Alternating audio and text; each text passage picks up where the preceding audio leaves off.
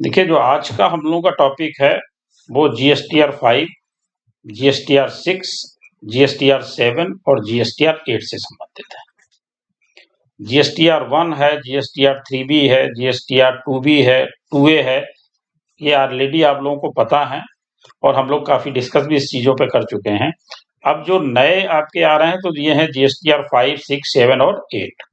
हमें ये जरूर पता होना चाहिए कि जीएसटीआर 5 किस लिए है, जीएसटीआर 6 किस लिए है और जीएसटीआर 7 और 8 किस लिए है। अभी क्या आप लोगों को पता है इनमें से कोई भी जीएसटीआर किस चीज के लिए होता है 5, 6, 7, 8 में से?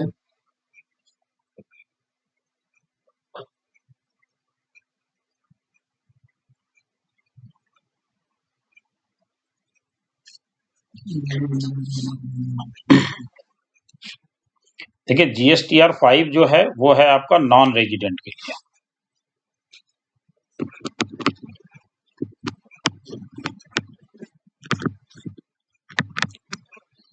नॉन रेजिडेंट तो समझते हैं आप लोग?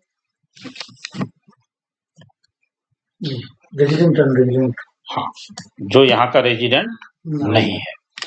तो अब इसमें थोड़ा सा इसकी डिटेल देखते हैं, फिर इसको हम डिस्कस भी करेंगे। देखिए, रिटर्न जो आपका जीएसटीआर 5 है, every registered non-resident taxable person is required to furnish a return in GSTR 5 electronically through the GST portal। यानी जीएसटीआर 5 भी आपका इलेक्ट्रॉनिकली जीएसटी पोर्टल पर ही फाइल होना है और ये होना है नॉन रेजिडेंट के लिए। बजट में भी इसके बारे में थोड़ा सा आया है, वो भी आपको बताते चलते हैं। 1 फरवरी 2022 को जो बजट आया उसमें बताया the due date to file GSTR 5 by non resident taxable person is revised from 20th of next month to 30th of next month. तो नॉन रेजिडेंट का रिटर्न फाइल करने के लिए जो 13 तारीख हुआ करती थी उसको भी 20 तारीख किया जा रहा है, ऐसा बजट में प्रपोजल आया है। इसके पहले 28 मई 2021 को भी इसका ड्यू डेट को चेंज किया गया था और 1 मई 2021 को भी चेंज किया गया था। इसका हम पीडीएफ कॉपी आप लोगों को दे देंगे क्योंकि बहुत ज्यादा इसमें मैटर आपका समझने का नहीं है, तो पीडीएफ में आप इसको पढ़ जरूर लीजिएगा, बाकी डिटेल जितनी है उतनी हम बता देंगे आपको। अब देखिए, who is a non resident foreign tax payer? Non-resident foreign taxpayer are those suppliers who do not have a business establishment in India। कौन से लोग हैं जिनका एस्टेब्लिशमेंट इंडिया में नहीं है? तो ऐसे कौन से लोग होते हैं? ऐसे वो लोग होते हैं जिनका एस्टेब्लिशमेंट इंडिया में नहीं है, लेकिन वो मान लीजिए यहाँ पर कोई फेट लगाने आ गए, कुछ मटेरियल बेचने के लिए अपना इंडिया में आ गए, लेकिन यहाँ के रेजिडेंट नहीं है and have come to for a short period to make supplies in India, such a person is required to furnish detail of all taxable supplies in GSTR 5। तो इन लोगों को GSTR 5 फाइल करना है, जीएसटीएन लेना है, GSTN लेना है और GSTR 5 फाइल करना है। देखिए, बिना जीएसटीएन लिए तो GSTR फाइल करने का मतलब ही नहीं है। तो बताइए। जैसे जो एक्सपोज होते हैं, ट्रेड फेयर होते हैं, उसमें बाहर हाँ, की कंट्रीज आती हैं, तो बिल्कुल। उनको मस्ट होता है लेना है यहाँ पे जीएसटी। हाँ, बिना जीएसटी लिए माल कैसे बेचेंगे? नहीं, बच्चे सेल करने नहीं आ रहे हैं सर, हम्म। वो आ रहे हैं जैसे एक्सपोज हो, जैसे आपके प्रगति मैदान हो गया, जितने भी ये नोएडा सिटी सेंटर हो गया, वहां पे जो एक्सपोज होते हैं तो वो लोग अपने मटेरियल को शो करने के लिए आते हैं, तो क्या उनको भी जीएसटी लेना? देखिए, शो करने आते हैं उनको लेने की जरूरत नहीं है, लेकिन अगर शो करने के साथ सेल करने के लिए आते हैं, क्योंकि वो शो ही नहीं करते, सेल भी करते हैं, तो उनको जीएसटीएन लेना पड़ेगा। जैसे नेक्स्ट वो शो में ही उनको ऑर्डर मिल गया, मतलब उनको ही वो तुरंत ऑर्डर मिल गया कि भैया हमें इतने पीस का ऑर्डर तुरंत ही चाहिए। बिल्कुल बिल्कुल, तो उनको जीएसटीएन लेना पड़ेगा।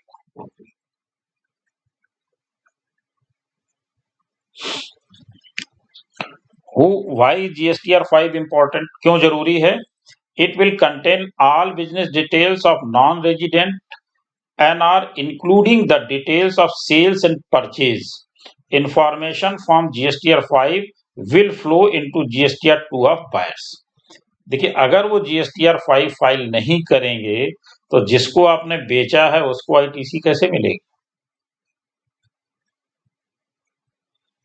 वहां पर लिमिट का कोई इन्वॉल्व लिमिट का इसमें कोई रोल नहीं है। बिल्कुल, क्योंकि अगर हम आते हैं तो जो लिमिट है जीएसटीआर ना लेने की, बिल्कुल अगर वो फॉलो करेंगे तो नहीं, वो आपके वो नॉन रेजिडेंट में लागू नहीं होती। व्हेन इज जीएसटीआर 5 ड्यू, कब ये ड्यू होता है? As per the GST act, due date to file GSTR 5 is every 20th of next month. 20 तारीख को आप लोग फाइल करते हैं। For instance, the return of September 2018 will be due on 20th October 2018। तो आप लोगों को पता है, इसमें ज्यादा बताने की जरूरत नहीं है। अब इसको कहाँ दिया है इन्होंने? If the non resident is registered under section 27, this is a special certificate of registration issued a casual taxable person. और ये जो है आपका अंडर सेक्शन 27 है। Taxable person or a non-resident taxable person, the registration is of a temporary nature and is valid for the period specified in the application for 90 days from the effective date of registration। ये आपकी registration से 90 दिन तक valid रहेगी। यानी casual taxable person की तरह आपको ये मिलेगा, ये केवल 90 दिन के लिए ही होगा। ज्यादा चाहिए तो रेगुलर आपको लेना पड़ेगा। ये केवल उनके लिए है जो कैजुअल डीलर है।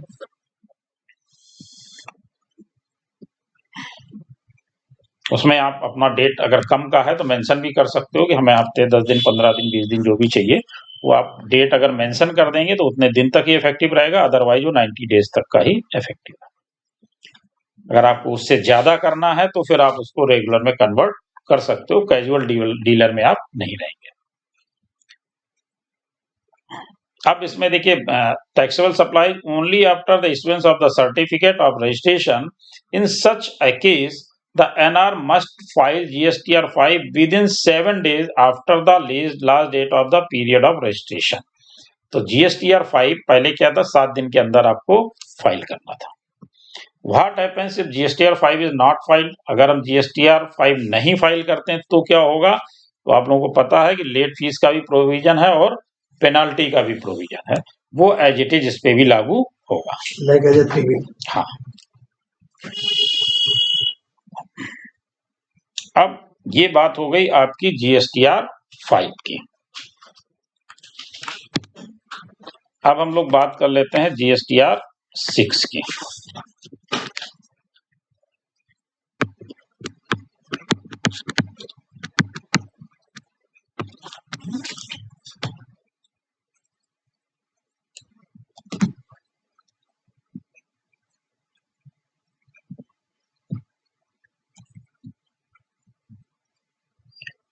तो जीएसटीआर 5 क्लियर हो गया ना आप लोगों को? ये केवल फॉरेन वालों के लिए, कैजुअल डीलर को भी यही फॉर्म रजिस्ट्रेशन कैजुअल डीलर की तरह लेना होता है। एंड इनपुट, अब जीएसटीआर 6 की बात कर रहे हैं हम लोग। एंड इनपुट सर्विस डिस्ट्रीब्यूटर सुना होगा पहले, आईएसडी डीलर इसको बोलते हैं, इनपुट सर्विस डिस्ट्रीब्यूटर, शॉर्ट में इसको आईएसडी डीलर बोलते हैं। A taxpayer that receives invoices for services used by its branches। ISD उसको बोलेंगे जो इनवाइसें अपने ब्रांचेस से रिसीव करते हैं। आगे देखिएगा, बहुत मतलब आईएसडी डीलर के बारे में नाम आते ही हम कहते हैं आईएसडी से मेरा कोई रिलेशन नहीं है, थोड़ा सा ध्यान दीजिएगा। It distributes the tax paid known as the input tax credit ITC to such branches on a proportional basis by issuing ISD invoices। The branches can have different GSTIN but must have the same PAN as that of ISD। यानी अगर आपका pan एक है और GST number आपने अलग अलग जगहों पे अलग अलग ब्रांचों के लिए ले रखे हैं तो आप आईएसडी डीलर की तरह काम करेंगे। कई बार हमारे दिमाग में ये बात नहीं आती, हम देखते हैं उनकी ब्रांच है, जीएसटी नंबर है और हमने जीएसटी उनका फाइल कर दिया और आईटीसी क्लेम कर ली। अब यहाँ पर आईएसडी डीलर वो हो गया है जिसकी ब्रांचेज हैं सेम पैन पे कई अगर जीएसटीआईएन है तो जो ब्रांचेज उसने खोल रखी हैं तो एज ए ISD यानी इनपुट सर्विस डिस्ट्रीब्यूटर की तरह वो काम करेगा। अब देखिए इसमें उसको ITC ऐसे नहीं मिलेगी जैसे आप रेगुलर डीलर को देते हैं, जबकि एक्चुअल में वो है भी रेगुलर डीलर तो है ही, लेकिन वो ISD भी हो गया। किस लिए? ITC क्लेम करने के लिए ISD हो गया। अब थोड़ा और ध्यान दीजिएगा। Let's understand with an example. The head office of Messrs ABC Limited is located in Bangalore, having branches in Chennai, Mumbai, and Kolkata. The head office incurred annual software maintenance expenses. Service received on behalf of all its branches and received the invoice for the same. अब देखिए उसने एक software लिया, head office लेगा software, वो run कहाँ करेगा? सभी ब्रांचों में। जब सभी ब्रांचों में रन करेगा, उसकी ITC कौन क्लेम करेगा? नो। अब अगर ऐसी कोई हमारी फर्म है तो हम उसके साथ अन्याय कर रहे हैं। हमको ये ध्यान देना है। देखिए इसका एक एक पॉइंट ध्यान दीजिएगा। received on behalf of all its branches and received the invoice for the same. Since the software is used by all its branches, the input tax credit of entire services cannot be claimed in Bangalore. The same has to be distributed to all three locations. Here the head office at Bangalore is the input service distributor. अब input service distributor कौन हुआ? Head office, जो कि हमारा कहाँ है? बैंगलोर। और बाकी जो हमारी 3 ब्रांचेज हैं वो ब्रांचेज क्या करेंगे? उनके लिए हेड ऑफिस जो है वो ISD हो गया। अब जब उसका इनपुट हम क्लेम करेंगे तो कैसे करेंगे? प्रोपोर्शनल, क्योंकि हमारी ब्रांचेज भी उसको प्रयोग कर रही हैं, यानी हेड ऑफिस पूरी की पूरी ITC क्लेम नहीं कर सकता। डिवाइड इनटू 4, चौथा हिस्सा मिलेगा हेड ऑफिस को। अब देखिए यहाँ पे कितनी बड़ी मिस्टेक सामने आएंगी। 4 साल गुजर चुके, हमने अगर इस चीज पे ध्यान नहीं दिया है तो हमने कहाँ क्लेम कर लिया सारा का सारा? हेड ऑफिस में। अब अगर आप सुन लो पहले पूरा, अगर आप इसको रिवर्स करते हैं तो क्या ब्रांचों को उसकी इनपुट मिल जाएगा? नहीं मिलेगा, क्योंकि टाइम निकल चुका। और आपको क्या करना पड़ेगा? उसको रिवर्स करना ही पड़ेगा। और क्या करना पड़ेगा? उसका इंटरेस्ट भी भरना पड़ेगा। टैक्स तो आपने रिवर्स कर दिया, और रिवर्स करने के साथ उसको जमा करिए विद इंटरेस्ट। और उसके बावजूद भी आपकी ब्रांचेस को उसकी ITC नहीं मिलेगी। तो मैंने क्या कहा? 5, 6, 7, 8 का नाम जैसे लिया जाता है तो लोग क्या कहते हैं? इससे तो मेरा कोई लेना देना नहीं है। हम तो सर 5, 6, 7, 8 भरते नहीं, हमसे हमारे पास कोई मतलब नहीं। मतलब क्या? जब आपको पता ही नहीं है कि आपसे मतलब होगा कि नहीं होगा, तो जब आप इसको पढ़ोगे तब तो पता लगेगा रिलेटेड है या नहीं है। बात समझ रहे हैं? हाँ, तो बस अब आप लोग तैयारी करके रखिए, अस्त्र शस्त्र जब भैया हाँ एक सेकंड, इनकी बात कर रहा हूँ। बड़ी बड़ी कंपनियां क्या है वो तो नहीं पढ़ रही ना GST, वो तो आपके भरोसे है ना, तो आपको बताना है ना। और जब आप नहीं बता रहे हैं और जिस दिन वो फंसेंगे तो उनका 1-2 रुपए का मामला तो फंसेगा नहीं। सर जैसे ब्लू स्टार हो गया, उसके काफी ऑफिसेज हैं, मतलब जैसे जो उनके तो पूरा ऑल ओवर इंडिया में ऑफिसेज हैं। बिल्कुल, लेकिन वो तो ब्रांच जैसे सेम कर रहे हैं, वही सेम है। देखिए है क्या, इसमें भी ये है कि वो किससे गाइडेंस ले रहे हैं, इस पे डिपेंड करता है। जिससे वो गाइडेंस ले रहे हैं वो कितना सक्षम है। आज की डेट में GST में देखिए हम काम तो ले रहे हैं, लेकिन उस काम को सही परफॉर्म कर पा रहे हैं कि नहीं। अब चूंकि ये वीडियो रिकॉर्डिंग में भी है, इसलिए इसमें इसके बाद हम 5 मिनट आपको बताएंगे इसके बारे में कि यहाँ पे अब आपके ऊपर कौन कौन सी तलवारें लटक रही हैं, क्योंकि ये चीज जो है आप कहीं मिस आउट नहीं कर सकते हैं। ये फॉल्ट किसकी मानी जाएगी? अब ठीक है, तो अब आप इसको समझ गए होंगे कि इनपुट सर्विस डिस्ट्रीब्यूटर क्यों हमें जानना जरूरी है। Every input service distributor is required to file a monthly return furnishing details of invoices on which credit has been received। तो रिटर्न कौन सा है? ये रिटर्न इसका मंथली है।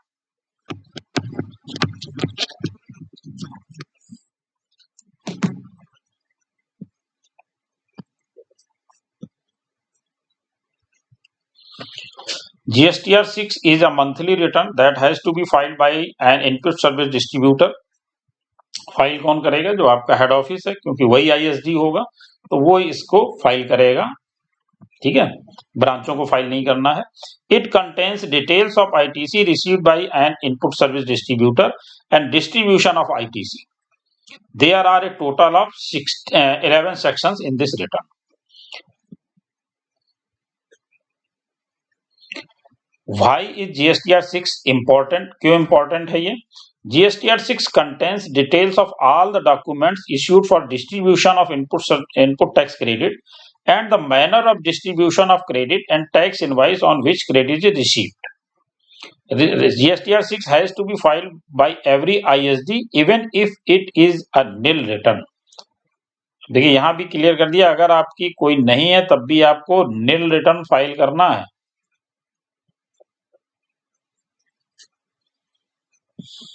नहीं फाइल किया, जिस दिन वो पकड़ लेगा तो फिर लेट फीस और पेनल्टी सब कुछ आपसे वसूलेगा।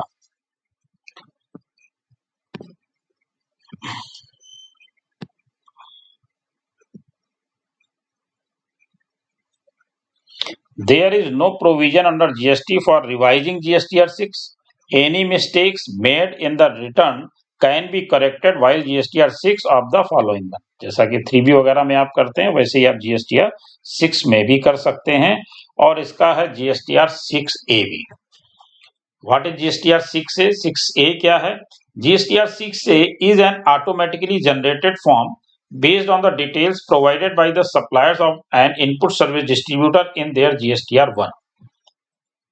तो GSTR 6A में क्या आएगा? जो ISD डीलर ने GSTR 1 में फिल किया है वो आपके GSTR 6A में रिफ्लेक्ट करेगा। Is a read only form. जितने भी 4A और 2A हैं वो आप जानते हैं रीड ओनली है, उसमें कुछ चेंज आप नहीं कर सकते। Any change to be made in GSTR 6A have to be done while filing GSTR 6। तो जब GSTR 6 फाइल करेंगे तब उसमें ही आप जो कुछ करेंगे, 6A में कुछ नहीं कर पाएंगे। GSTR 6 में क्या क्या डिटेल्स दी गई हैं उस पर हम लोग डिस्कशन नहीं कर रहे हैं, क्योंकि GSTR 6 फॉर्म है, जब उसको हम फाइल करेंगे उसमें देखेंगे। नॉर्मली जो आपकी GSTR 1 की होती है उसी तरह GSTR 6 में भी हैं, तो उसके डिटेल्स में नहीं जा रहे हैं। उसको जब प्रैक्टिकली अगर किसी के पास कोई क्लाइंट होगा आप बताओगे तो उस पर डिस्कशन कर लेंगे एक बार। इसके बाद हम लोग आ जाते हैं GSTR 7 पे। हाँ आप पूछ लिए। अब जैसे मान लीजिए कि बिल बना हेड ऑफिस को, जी बिल तो उन्हीं को बनेगा, बिल्कुल बेंगलोर वाले को। बिल्कुल बेंगलोर वाले ने सॉफ्टवेयर परचेज किया किसी कंपनी से, 2 बिल्कुल लाख के 3 लाख के 4 लाख के, बिल्कुल ITC क्रिएट हुई, उसने अपने विद सेल्फ मिला के सॉफ्टवेयर को यूज किया, बिल्कुल कुछ अपने यहाँ लगाए, ये नहीं मालूम किसके कितने लगाए, अपने यहाँ 2 लगा दे बाकी एक भेज दिया, वो सब रन करते थे। तो डिवाइड प्रोपोर्शनेट ITC मिलेगी। नहीं, आपका कहने का मतलब ये हुआ कि उसने जो सॉफ्टवेयर मान लीजिए 5 खरीदे हैं, हाँ। 3 हेड ऑफिस में लग गए, 2 ब्रांचेज में लग गए, ठीक है ना? जी जी। तो अगर ऐसा है तो उसका प्रोपोर्शन रेशियो आपको निकालना पड़ेगा। तो फिर जब आप कह रहे हैं कि जो रिटर्न भरेगा वो IFD हेड ऑफिस भरेगा, हाँ, बेंगलोर भरेगा, बिल्कुल, तो फिर वो ITC कैसे क्लेम करेंगे ब्रांच वाले? GSTR 1 फाइल करेगा वो, जो ISD डीलर अपना GSTR 6 फाइल करेगा उससे उसके उसमें ITC आ जाएगी। अभी आप क्या करते हो, उसका GST नंबर भरते हो ना, जिसको भी बिल काटा क्या करते हैं, उसका GST नंबर भरते हैं। उस GST नंबर पे जो जिस ब्रांच का है उसका GST नंबर डालेंगे, उसके में ITC आ जाएगी, रिफ्लेक्ट करेगी, वो क्लेम कर लेगा, क्योंकि बिल तो उसके पास है ही नहीं ना। हाँ, उसका बिल नहीं है, बिल तो हेड ऑफिस के पास है, तो हेड ऑफिस उसको डिस्ट्रीब्यूट करेगा। बस वो आईटीसी क्लेम करेगी और आईटीसी क्लेम करेगा, वो रेगुलर हो जाएगा। बिल्कुल। आईएसडी केवल इस पे लागू होगी, आईएसडी केवल हेड ऑफिस पे लागू होगी, जो हेड ऑफिस बनाया जाएगा, जो हेड ऑफिस होगा। ब्रांचों पे कोई मतलब नहीं, ब्रांचेस कोई मतलब नहीं, ब्रांचों को वो तो रिफ्लेक्ट करेगा कि हमारी इस ब्रांच को इतना जाएगा, इस ब्रांच को इतना जाएगा। और सर्विस प्रोवाइड होना चाहिए, सर्विस के बिल होना चाहिए, क्योंकि गुड्स में तो गुड्स जहां पहुंचा, क्योंकि गुड्स तो आपको डेस्टिनेशन बेस्ड है ना, गुड्स तो जिस ब्रांच में पहुंचेगा वही क्लेम करेगा ना। ये केवल सर्विस के लिए दिक्कत है, क्योंकि सर्विस में ऐसा आप क्लियर कट नहीं कर पा रहे हो। गुड्स में तो जिस ब्रांच में पहुंचेगा, हेड ऑफिस जहां पहुंचेगा वही क्लेम करेगा, उसमें ऐसा कुछ नहीं है।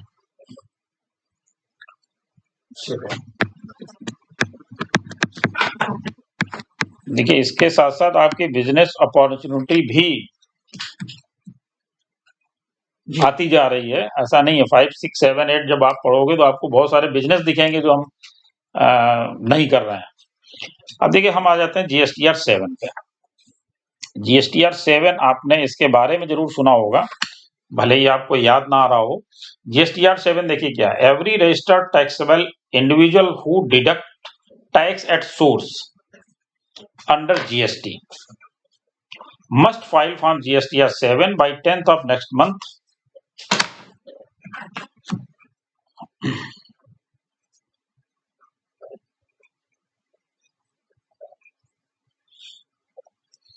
GSTR 7 is a monthly return filed by individual who deduct tax at source or TDS under the goods and service tax GST. Every GST registered individual who deducts TDS under GST must file in form GSTR 7.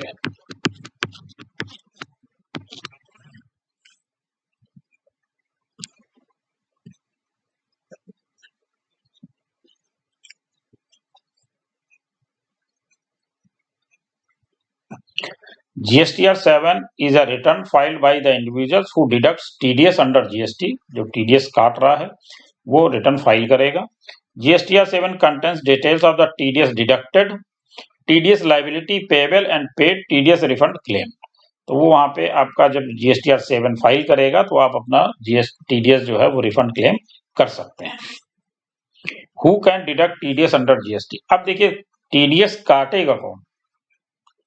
जब आपको ये पता होगा कि TDS deduct किसको करना है, तो एक आपके पास बिजनेस अपॉर्चुनिटी फिर आ गई। आपको अगर पता है कि किसको टीडीएस काटना है और टीडीएस का रिटर्न फाइल करना है, तो आप उससे तभी तो अप्रोच करोगे, भाई आपने रजिस्ट्रेशन कराया कि नहीं कराया, आप टीडीएस रिटर्न फाइल करते हो कि नहीं करते हो। मैं आपको बता दूं, इसमें बहुत सारे आपके पास बिजनेस अपॉर्चुनिटी है, खाली आपको ध्यान देने की जरूरत है, और बहुत कम लोग कर रहे हैं और बहुत सारे लोग फाइल नहीं कर रहे हैं। अब देखिए कौन कौन इसमें आता है। ए डिपार्टमेंट और एस्टेब्लिशमेंट ऑफ द सेंट्रल और state government, A local authority, governmental agencies, persons or categories of person as may be notified by the central or state government on the council's recommendations. इसमें आपके देहात क्षेत्र के बहुत सारे ऐसे डिपार्टमेंट हैं जिनको ये पता ही नहीं है कि मुझे काटना है, और अगर काट लिया है तो उन्होंने GSTR 7 फाइल नहीं किया है। अगर आपके अप्रोचेज में ऐसे लोग हैं तो आप जरूर अप्रोच करिए। गांव प्रधान हो गए, बीडीओ हो गए, ब्लॉक में जितने काम होते हैं सब पे टीडीएस कटना है और सबका GSTR 7 फाइल होना है। बहुत सारे फोन मेरे पास आते हैं, अब इतना हम समय नहीं निकाल पाते, नहीं तो बहुत सारे लोग अप्रोच करते हैं। अगर आप लोग कर सकते हैं तो करिए, बहुत सारा काम है। ब्लॉक प्रमुख हो गए, इनके पिछले रिटर्न्स भी फाइल नहीं हुए, तो बहुत अच्छा इसमें काम है। कितना आप ध्यान दे पाते हो ये आप पे डिपेंड करता है, क्योंकि शहरों में तो बड़े बड़े हैं काम, तो यहाँ पे तो है, जहाँ ब्लॉक में है उन लोगों को कुछ पता ही नहीं है, जो वीडियो वगैरह उनको कुछ पता नहीं है। As per the notification 33/2017, shelter tax 15 September 2017, the following entities can also deduct TDS. कौन कौन से हैं? An authority, a board or any other body set up by the parliament, a state legislature or by a government within 51% of equity control owned by the government. जिसमें 51% government की equity है वो भी TDS काटेंगे और file करेंगे। Local bodies को कहाँ पता है? कानपुर का नगर निगम ले लो, केडीए ले लो, इनको तो पता होगा, लेकिन आप छोटे जगहों पे चले जाए उनको पता ही नहीं होगा। A society established by the central or any state government or a local authority and the society registered under the Societies Registration Act 1860, जो सोसाइटी रजिस्ट्रेशन में रजिस्टर्ड है और अगर उनको सेंट्रल गवर्नमेंट से कुछ मिल रहा है तो उनको भी काटना और फाइल करना है। अब इवन आप ये देख लो कि अब चूंकि रिकॉर्डिंग है, मैं ज्यादा चीजें नहीं बता पाऊंगा, लेकिन ये कि हम लोगों के पास ऐसे ऐसे लोग हैं जो बड़े महान विद्वान हैं और नहीं कर रहे हैं।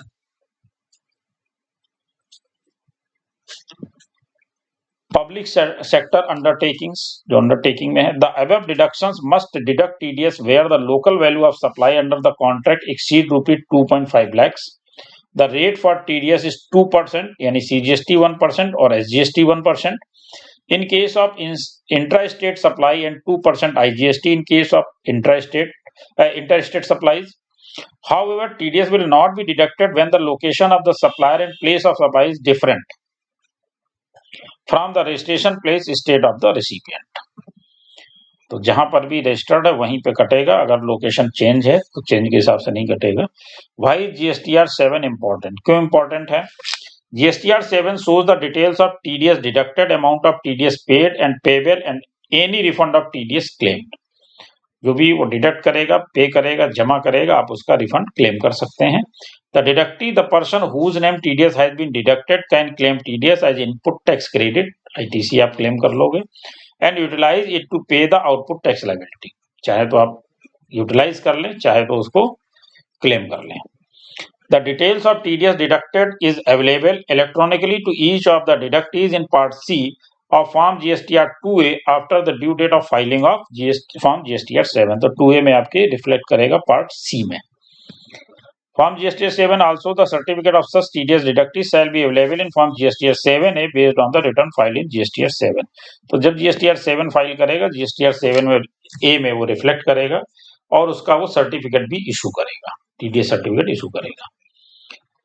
अभी मेरे पास एक सज्जन थे जिनका टीडीएस कट रहा था, करीब 9 लाख समथिंग रुपए था, जो उन्होंने आज तक क्लेम ही नहीं किया था। जितना आईटीसी आ रही है, आउटपुट जितना डिफरेंस आया, टैक्स जमा करते जा रहे हैं, वो एक्यूमुलेट होकर के 9 लाख समथिंग खड़ा हो गया।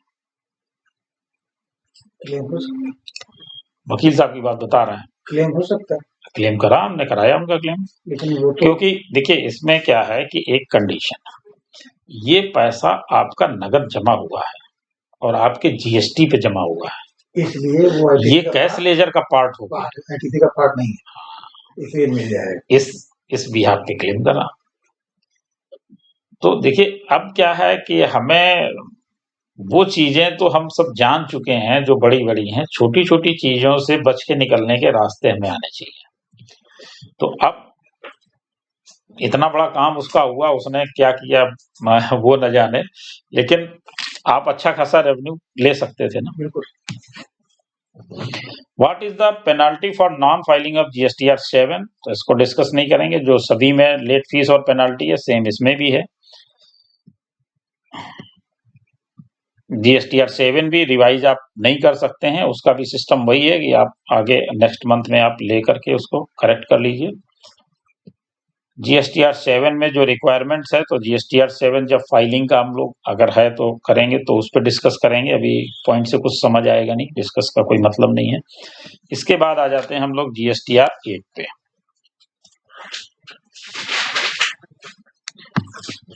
सेक्शन कौन सा है सर जीएसटीआर 7 का? किस सेक्शन पे आता है? ये देखना पड़ेगा बेटा। सर एक चीज आपने भी बोली थी बीच में फ्लो में, अगर 2.5 लाख से ऊपर है, ये समझे क्या था? 2.5 लाख से ऊपर का मतलब ये था कि 2.5 लाख से ऊपर की अगर बिलिंग है तो, जैसे मान लीजिए नगर निगम कहीं से भी हम परचेज करता है, परचेज ही करेगा, कोई भी जितनी गवर्नमेंट बॉडी है सब परचेज करेंगी, बिल्कुल, तभी पेमेंट करें तब डीडीएस काटेंगे। तो अगर उस अमाउंट 2.5 लाख से एबव होगा तो काटेंगे, नहीं तो पूरा पेमेंट कर देंगे। देखिए 2.5 लाख जो है वो एक्सीड 1 साल का है पूरा, अगर 2.5 लाख से ऊपर आपको वो कॉन्ट्रैक्ट दे रहे हैं 1 साल में, तो उनको टीडीएस काटना ही काटना है। फिर नीचे दे रहे हैं लेकिन वो जितने भी डिपार्टमेंट हैं वो आप चाहे 2 रुपए का काम करें तो टीडीएस भी काटते काट ही लेते हो 2.5 लाख को भाग क्योंकि जाता ये कौन देखेगा कि कब 2.5 लाख हो रहा है और कब 2.5 लाख नहीं हो रहा है। तो वो उस पे तो आप जाए ही ना, है।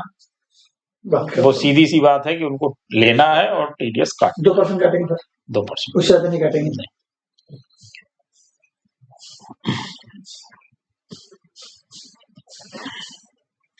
अब हम लोग आ गए जीएसटीआर 8 पे। जी सर। जीएसटीआर 8 पे ये आप लोगों ने सुना भी होगा और ध्यान भी दिया होगा, अभी इस पे चर्चा भी काफी हुई थी।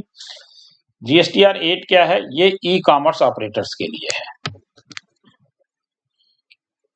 और अब ई कॉमर्स ऑपरेटर पे काम बहुत होने लग गया है। जी सर। तो जो ई कॉमर्स ऑपरेटर है, GSTR 8 is a monthly return to be filed by e commerce operators registered under the GST. In this article we will discuss this following. तो इसमें हम लोग इसके बारे में डिस्कस करेंगे।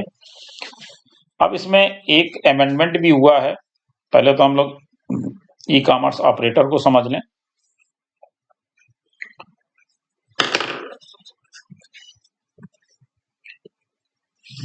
GSTR 8 is a return to be filed by the e-commerce operators who are required to deduct TCS. ये क्या काटेंगे? TCS। जितने गवर्नमेंट डिपार्टमेंट थे आपके वो क्या काट रहे थे? TDS। और जो ई कॉमर्स ऑपरेटर हैं वो क्या काटेंगे? TCS। तो आज आपको क्लियर हो जाएगा TDS और TCS भी जीएसटी में है और कौन काटेगा। ठीक है, तो ई कॉमर्स ऑपरेटर जो हैं वो टीसीएस काटेंगे। Every e commerce operator registered under GST is required to file GSTR 8. E-commerce operator has been defined under GST Act as any person who owns or manage a digital or electronic facility or a platform for electronic commerce such as Amazon etc. All such e-commerce operators are mandatory required to obtain GST registration as well as registered for TCS tax collection at source. तो इनके लिए compulsory है GST registration लेना ही लेना है, इनको उससे कोई मतलब नहीं थ्रेशोल्ड लिमिट क्या है। और दूसरी चीज ये है कि इनको टीसीएस भी काटना है। कैसे मतलब टीसीएस में? टीसीएस का मतलब ये है कि सोर्स पे ही टैक्स कलेक्शन कर लेंगे। देखिए ई कॉमर्स पोर्टल पे जब आप कोई माल बेचते हैं तो आप जो भी उनको सप्लाई देते हैं उस पे वो टीसीएस काटते हैं। हम उनको बेचेंगे जो आप परचेज पे, हाँ, जैसे तो विभाग आपसे वो टीसीएस काटेंगे पेमेंट के समय। हाँ, जैसे मान लीजिए आज 1 लाख का माल आपने बेचा तो 1 लाख में वो 1% आपका टीसीएस काट के बाकी 99,000 आपको। तो अगर टीसीएस 1% है और टीडीएस 2%, लेकिन इसकी वैल्यू नहीं है कोई? नहीं, वैल्यू कोई नहीं। अब तो किसी अच्छा, और सर अब इसमें जो अमेंडमेंट आया वो भी बता दें। अब जो अमेंडमेंट आया, जो छोटे छोटे रिटेलर्स इनके साथ जुड़ गए हैं उस पे इनको 1 अप्रैल से ये जो आपका है 1% वो नहीं लगेगा, पूरा का पूरा टैक्स चार्ज होगा।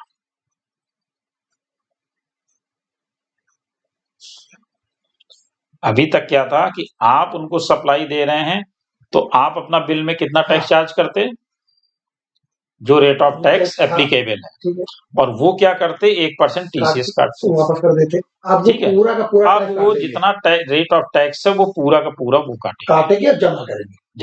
अपने पोर्टल पे वही जमा कर देंगे। इससे अब आपकी बिलिंग और क्लियर हो जाएगी।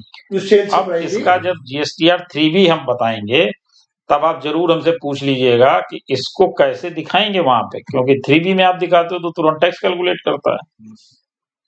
तो उसमें कॉलम है, उस समय हम लोग जब डिस्कस करेंगे तो उसको बताएंगे कि अगर आपके पास इस तरह के, क्योंकि अब ये तो सारे आपके सारे क्लाइंट आ जाएंगे। स्विगी, नहीं, जोमेटो स्विगी तो आ गए ठीक है, लेकिन आपका क्लाइंट भी तो उसमें आ गया। बात समझे कि नहीं समझे? आपका क्लाइंट छोटा से छोटा भी आ गया, क्योंकि जो भी उनको सप्लाई देगा उसका वो काटेंगे। अब रिटर्न जब भरेंगे तो 3B कौन भरेगा? 3B तो आप भरेंगे। जब 3B आप भरेंगे तो आपको टैक्स तो देना नहीं है, कैसे फाइल करोगे? वो बात पड़ेगी। ठीक, पूछिएगा, बताएंगे इसको। Why is GSTR 8 important? GSTR 8 shows the details of supplies affected through the e-commerce platform and the amount of TCS collected on such supplies. currently the government has put the TCS provision on hold. It is going to be applicable from 1st October 2018 onwards. पहले शुरुआत में नहीं था, अक्टूबर 2018 से लगाया, पहले hold कर दिया था.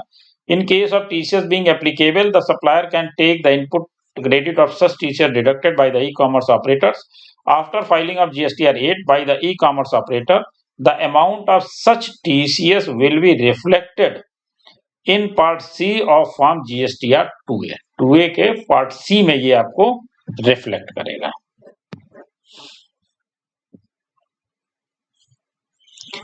For instance, consider the Santa Enterprises supplies garments worth rupees 20,000 through Amazon. Now, Amazon being the e-commerce operator will deduct the TCS as the rate of 1% and deposit rupees 200 with the government. The amount of rupees 200 will get reflected in GSTR 2A of Santa Enterprises after filing of GSTR 8 by Amazon. तो जब वो GSTR 8 file करेंगे Amazon वाले, तो Santa enterprises के GSTR 2A में वो reflect करेगा. क्लियर? GSTR 8 फाइल करने की ड्यू डेट होती 10 तारीख. जो पेनाल्टी और लेट फीस है, इंटरेस्ट रेट है, वो सारा का सारा जैसा एप्लीकेबल और में है रिटर्न्स में वो सेम है. तो ये अब आपका हो गया GSTR 8. तो इसमें अब आपको दिख रहा है कि बिजनेस अपॉर्चुनिटी आपके पास काफी है. और GSTR 5, 6, 7, 8 ये 4 जो GSTR हैं ये बहुत ही महत्वपूर्ण है. ज्यादातर हम लोगों का ध्यान इस तरफ नहीं जाता है. तो ये चैप्टर यहाँ पे एंड होता है. अगर आपको कोई क्वेश्चन इससे रिलेटेड है तो अभी कर लीजिए, नहीं तो वीडियो ऑफ करने के बाद आपको देख लेते हैं.